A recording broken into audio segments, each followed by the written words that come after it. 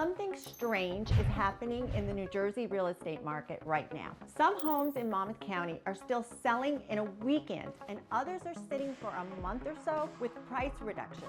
Same town, same price range, completely different outcomes. Are we about to see the market slow down, or is demand about to come back faster than people expect? And that's exactly what we're going to break down in this video. First, what actually happened in the New Jersey housing market in 2025, and why some statistics are giving people the completely wrong impression.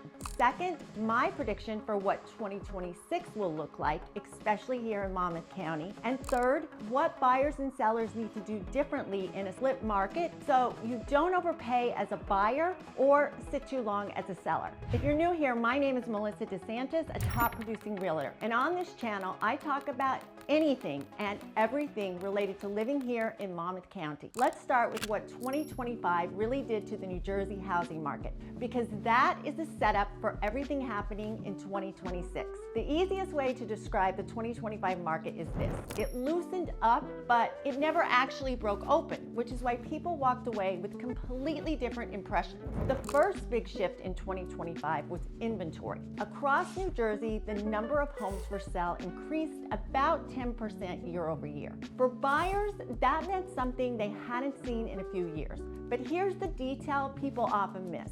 Even with that increase, the market was still sitting around 2 months of supply statewide. A balanced market usually requires 5 to 6 months of supply. So yes, buyers had more options, but it wasn't a buyer's market. And in Monmouth County specifically, supply stayed even tighter, holding around 2 months of inventory, which still favors sellers when homes are priced correctly. And one reason inventory stays tight here is because a lot of homeowners are still locked into mortgage rates between 2 and 4% from the pandemic years. So even if someone wants to move, trading a 3% mortgage for a 6% mortgage makes that decision much harder. The lock-in effect is one of the biggest reasons supply across New Jersey hasn't expanded the way people expected. And in 2025, buyers didn't disappear, they just got pickier. And this is where the market started to feel confusing. Homes weren't flying off the shelf the way they were during the pandemic boom. Across New Jersey, the average days on market increased to about 39 days. But in Monmouth County, homes were still selling much faster, closer to 26 days on average. So demand didn't disappear, buyers just got more selective. Instead of buying everything they saw, buyers started skipping homes that felt dated, overpriced, or compromised. And that created something we hadn't seen much of in recent years: stale listings. Another trend we started seeing in 2025 is buyers becoming much more sensitive to renovation costs. Between higher interest rates and higher construction costs, many buyers simply don't want a major project anymore. So turnkey homes, kitchens done, bathrooms done, roofs and HVAC systems updated, those homes are still attracting strong demand. But homes that need $80,000 to $150,000 in updates are often the ones sitting longer. Another reason people were confused is that price data looked completely different depending on what you measured. Statewide, the median home price landed around $525,000, but Monmouth County told a different story. Median prices were closer to $675,000, and average single-family homes approached $900,000. So when you hear someone say the New Jersey market is slowing down, the first question you should ask is where in New Jersey? Because the statewide data doesn't always reflect what's happening in specific counties. And this is especially true in Monmouth County because of lifestyle demand. You have proximity to New York City, access to the Jersey Shore, and some of the strongest suburban school districts in the state. Those three factors together create a buyer pool that tends to hold up even when the market softens. One of the biggest shifts in 2025 was the rise of price reductions. Homes that weren't priced correctly started sitting longer.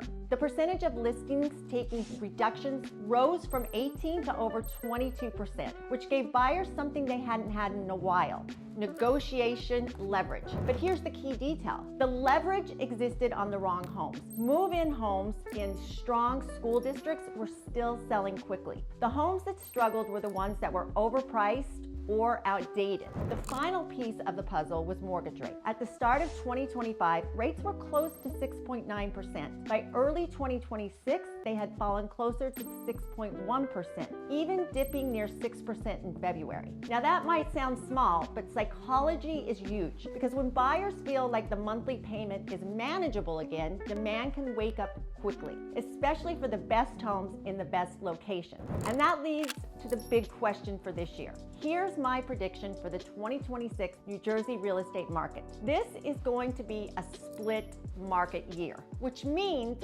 two homes in the same town, even the same neighborhood, can have completely different experiences. The A-plus homes that check all the right boxes will still move quickly. Great location, strong school district, functional layout, move-in ready condition. And priced correctly, those homes, especially in towns like Marlboro, Manalapan, and Colts Neck, can still attract serious competition, particularly if mortgage rates dip closer to 6% or below.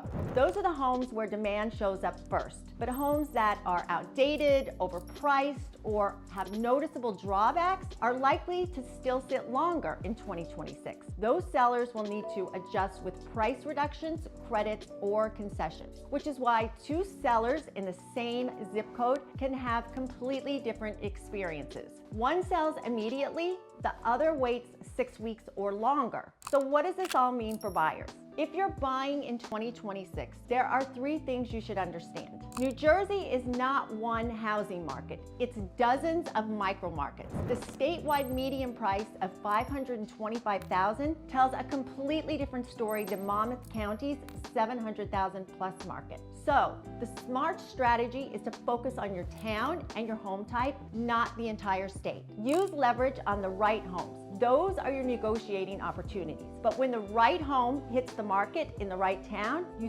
still need to be ready to move quickly, because well-priced homes here are still selling around 99 to 102% of list price. Lastly, don't wait for rates to save you. Many buyers are waiting for mortgage rates to drop before they move. But here's what typically happens. When rates dip, competition returns immediately for the best homes, which often pushes prices up again in those areas. Now, if you're selling in 2026, the biggest shift is this. You're not competing with buyers, you're competing with other listings. Inventory has increased, which means buyers are comparing homes more carefully than they were a year ago. That means pricing matters more, presentation matters more, and condition matters more. If your home is move-in ready and polished correctly, you can still create strong demand. But if it's priced incorrectly, buyers now have other options.